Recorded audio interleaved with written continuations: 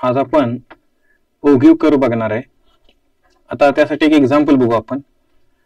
आपल्याकडे स्कोर आहे, समजा विद्यार्थ्यांचा स्कोर आहे 35 ते 45, 85 ते 55, 55 ते 65, असं 85 ते 95 पर्यंत स्कोर आहे. आणि या स्कोर मध्ये किती जणांना हा स्कोर मिळाला आहे त्याची आपल्याला फ्रिक्वेन्सी, म्हणजे 35 ते 45 हा स्कोर समजा 20 मुलांना मिळाला आहे, 45 ते 55 160 मुलांचा स्कोर झालेला आहे. तर अशा पद्धतीने स्कोर आहे आपल्याकडे, किती जणांचा झालाय तो. तर आपण इथे बघणार आहे की लेस दॅन क्युम्युलेटिव्ह फ्रिक्वेन्सी आणि ग्रेटर दॅन क्युम्युलेटिव्ह फ्रिक्वेन्सी हा प्रकार आहे. लेस दॅन क्युम्युलेटिव्ह फ्रिक्वेन्सी म्हणजे आपल्याकडे समजा पहिले 45 पेक्षा कमी मार्क असणारे विद्यार्थी किती आहेत, तर 20 आहेत. समजा आपल्याला प्रश्न विचारला की 75 पेक्षा कमी मार्क असलेले विद्यार्थी किती आहेत, तर आपल्याला त्या प्रश्नाचं उत्तर देताना या सगळ्यांची ऍडिशन करावी लागते इथपर्यंत. तर ती येते 213. म्हणजे एलसीएफ म्हणजे काय आहे की अप्पर लिमिटशी जोडलेला आहे 45, 55, 65 अशी. आणि कसं काढायचं ते, तर फ्रिक्वेन्सीची वरून खाली बेरीज करायची. म्हणजे आता इथं पहिली फ्रिक्वेन्सी 20 आहे एलसीएफ, त्याच्यानंतर काय करायचं 20 प्लस 160 180, 180 प्लस 15 195, 195 प्लस 18 213, अशा पद्धतीने आपल्याला एलसीएफ मिळते. आणि शेवटची बेरीज ही टोटल बेरीजशी मॅच करते याच्या फ्रिक्वेन्सीच्या. सिमिलरली जीसीएफ म्हणजे काय, 85 पेक्षा जास्त मार्क असणारे विद्यार्थी किती आहेत, तर 16 आहेत. 55 पेक्षा जास्त मार्क असणारे स्टुडंट किती आहेत, तर 66 आहेत. ते खालून वर बेरीज, म्हणजे जीसीएफ हे लोअर लिमिटशी जोडलेलं आहे आणि एलसीएफ हे अप्पर लिमिटशी जोडलेलं आहे. मग आपण ते कसं काढणार आहे, तर 16, त्याच्यानंतर 16 प्लस 17 33, 33 प्लस 18 51. म्हणजे आपल्याला वरून खाली आणि खालून वर बेरीज केली की आपल्याला क्युम्युलेटिव्ह फ्रिक्वेन्सी मिळतात. वरून खाली फ्रिक्वेन्सीची बेरीज केली की लेस दॅन क्युम्युलेटिव्ह फ्रिक्वेन्सी मिळते आणि खालून वर गेल्यानंतर ग्रेटर दॅन क्युम्युलेटिव्ह फ्रिक्वेन्सी मिळते. तर आपण याचे ग्राफ काढू शकतो. तर आपण आता पहिल्यांदा लिमिट लिहून घेतलेले आहेत 35 ते 95 पर्यंत. आता आपल्याला माहिती आहे की पहिलं जे 20 आहे ती कोणाशी आहे जोडलेली, तर आपण हे कॉपी करूया. कॉपी केल्यानंतर इथं आपण पेस्ट स्पेशल व्हॅल्यू करणार आहे आणि 35 ला 0 असणार आहे ही फ्रिक्वेन्सी, आणि 45 ला 20, 55 ला 180, कारण एलसीपी आपल्या अप्पर लिमिट जोडलेली आहे, जीसीपी लोअर लिमिट जोडलेली. त्यामुळं 85 ला आहे, 95 ला 0 असणार आहे ती. आणि इथून खाली आपण हे बेरीज कॉपी करणार आहे आणि इथं पेस्ट स्पेशल करून आपण ह्या व्हॅल्यू इथं टाकतोय. म्हणजे आपल्याला एलसीपी आणि जीसीएफचा ग्राफ मिळाला. आता ग्राफ मिळाल्यानंतर आपण याच्यावरून ग्राफ काढू शकतो. आता हा आपले लिमिट्स आहेत किंवा स्कोर आहे हा.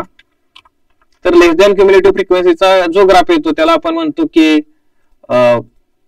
लेस दॅन क्युम्युलेटिव्ह कर्व, लेस दॅन ओघीव कर्व. आता आपण हे दोन्ही सिलेक्ट करू. आता इथं आपण इन्सर्ट मध्ये जाऊ. इन्सर्ट मध्ये गेल्यानंतर इथं हा चार्ट सिलेक्ट करू आणि याच्यात आपण मग याच्यात डेटा सिलेक्ट करू, सिलेक्ट डेटा. तर हा डेटा अशा पद्धतीने सिलेक्ट केलेला आहे. आणि मग आपल्याला हॉरिझॉन्टल कॅटेगरी किंवा आपण हे दोन्ही सिलेक्ट केल्यानंतर बघूया काय होतं ते. हॉरिझॉन्टल कॅटेगरी सहित आलेला आहे. तर हा अशा एस शेप कर्व असतो हा. तर अशा पद्धतीने हा कर्व आपला येतो. आता इथं मध्येच 160 आल्यामुळे तो कर्व जरा विचलित झालेला आहे. इथं आपण समजा 40 घेतलं तर त्या पद्धतीने चेंजेस होतील. आणि आपण परत एकदा तेच कॉपी पेस्ट करूया.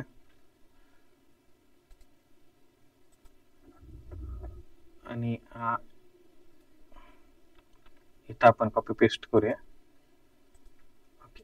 तर हा लेस दॅन क्युम्युलेटिव्ह ओघीव, लेस दॅन क्युम्युलेटिव्ह चा कर्व आहे त्याला म्हणतो आपण ओघीव कर्व, लेस दॅन ओघीव कर्व.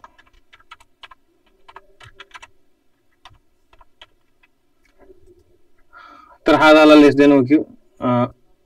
तर आता याच्यानंतर हे तर आपण ते सगळं डिलीट करू शकतो उभ्या आडव्या लाईनी अशा पद्धतीने, आणि हा कर्व ठेवू शकतो. तसंच आपण जीसीएफच्या बाबतीत करू शकतो. तर आता इथं जीसीएफचा कर्व काढताना आपण ग्रेटर दॅन ओघीव कर्व काढताना जीसीएफ कन्सिडर करणार आहे. तर इथं आपण कन्सिडर करू, इथं सिलेक्ट डेटा करू. सिलेक्ट डेटा करताना आता आपल्याला थोडंसं ऍडजस्टमेंट करावं लागणार आहे. हा स्कोअर आपल्याला इथं सुद्धा टाकावा लागेल. हे जीसीएफ झालं आणि हा स्कोअर.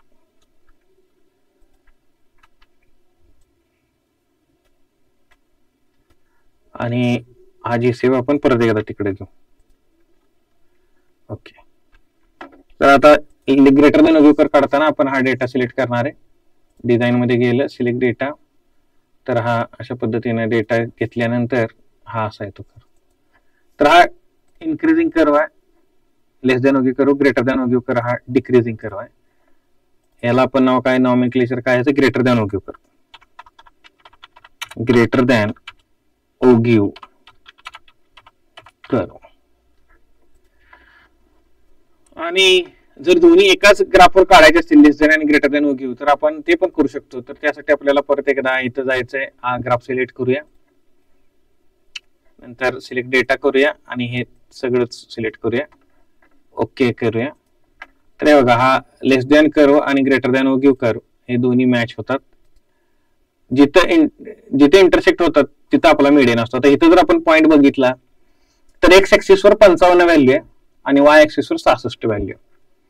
वाय ऍक्सिस वर 66 व्हॅल्यू आणि इथं 55, म्हणजे एक्स ऍक्सिसचा जो पॉईंट आहे तो आपला असणार आहे मीडियन आणि इकडचं 66, म्हणजे इथला n/2 असणार आहे. तर आपण 126 भागिले 2 केलं तर 63 मिळतं. तर अशा पद्धतीने आपल्याला इथं हा पॉइंट, या दोघांचा इंटरसेक्शनचा पॉइंट हा आपल्याला मिळतो आणि तिथं आपण दोघ जण मीडियनला इंटरसेक्ट होतात, लेस दॅन आणि ग्रेटर दॅन ओगिव कर्व. तर अशा पद्धतीनं आपल्याला क्वार्टाईल सुद्धा काढता येतात त्याच्यावर. क्वार्टाईल म्हणजे डेटाचे 4 इक्वल भाग होतात. तर क्वार्टाईल काढायचं असेल तर आपल्याला पुढे आपण बघणार आहे की क्वार्टाईल कसे काढायचे. आता आपण स्कॅटर प्लॉट बघूया. स्कॅटर प्लॉट म्हणजे काय, तर आपल्याकडे समजा 2 व्हेरिएबल आहेत. आता व्हेरिएबल काय आहे, पहिले व्हेरिएबल आहे किती तास अभ्यास केला, स्टडी आवर्स किती तास आणि एक्झाम स्कोर किती झाला. मग यांच्यात काही संबंध आहे का बघायचा असेल तर स्कॅटर प्लॉट काढला जातो. तर तो कसा काढायचा, तर आपल्याला आता 2 व्हॅल्यूज आहेत, म्हणजे पेअरचा डॉट काढावा लागतो. आता आपण त्याचा ग्राफ काढूया, म्हणजे आपल्या लक्षात येईल. हा स्कॅटर प्लॉट आहे. ओके. आता जसं जसं आपण बघतोय इथं, बघितलं तर लक्षात येईल की स्टडी आवर जसे वाढत आहेत तसं तसा स्कोर वाढतोय. तर आता पहिला जो पॉइंट आहे तो पहिला पॉइंट आहे 1.55, म्हणजे आपल्याला एक्स ऍक्सिस वर 1 आणि वाय ऍक्सिस वर 55. वाय ऍक्सिस वर एक्झाम स्कोर आहे आणि एक्स ऍक्सिस वर स्टडी आवर्स आहे. त्याच्यानंतर दुसरा पॉइंट काय, 2 आणि 60. हे बघा इथं 2 आणि 60. तिसरा, आता 5वा पॉइंट काय आहे, 5.75. तर आपला आता 5वा पॉइंट इथं आहे बघा, 5.75. अशा पद्धतीने हा स्कॅटर प्लॉट काढला जातो. स्कॅटर प्लॉट मधून आपल्याला 2 व्हेरिएबल मध्ये काय संबंध आहे का, एक वाढल्यानंतर दुसरा वाढतोय का कमी होतोय, हे आपण चेक करू शकतो. म्हणून आपल्याला स्कॅटर प्लॉट हा सुद्धा एक उपयुक्त भाग आहे. तसंच आपण आज ओगिव कर्व बघितलेले आहेत. ओगिव कर्व दोघं जिथे इंटरसेक्ट होतात तिथून जर एक्स ऍक्सिस वर आपण एक लंब टाकला किंवा परपेंडिक्युलर टाकला तर तिथं आपल्याला काय मिळू शकतं, मीडियन मिळू शकतो. आणि क्वार्टाईल जर काढायचे असतील ओगिव कर्व वरून तर आपल्याला इथं आता फॉर एक्झाम्पल Q1 काढायचं असेल तर Q1 काढताना आपल्याला n/4 बघावा लागतो. n/4 म्हणजे आता समजा 126 भागिले 4 31.5. मग इथं आपला 31.5 कुठे येतोय, तिथून इथं एक लाईन ओढायची.